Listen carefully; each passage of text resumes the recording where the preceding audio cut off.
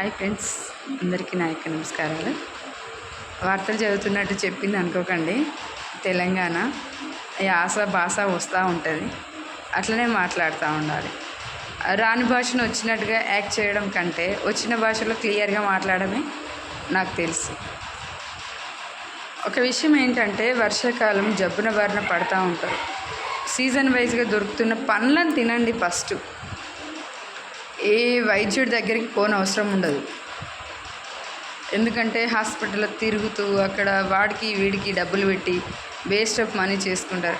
అదే 100 రూపాయలు పండ్లు కొనుక్కోనికి మాత్రం ఎన్నో ఆలోచిస్తూ ఉంటారు. ఎందుకండి, హాయిగా నోటికి రుచికరంగా ఉంటాయి, తినండి.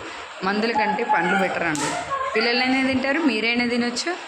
ఒక్క రోజుకొక 100 రూపాయలు తీసుకెళ్ళండి, లేదంటే ఓ 2-3 రోజులకు ఒక 100 రూపాయలు పళ్ళు తీసుకెళ్ళండి, పిల్లలకు పెట్టండి.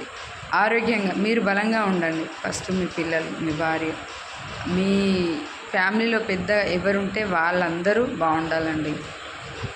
నాకు తెలిసిన టిప్ ఒకటి ఇదే చెప్పాను.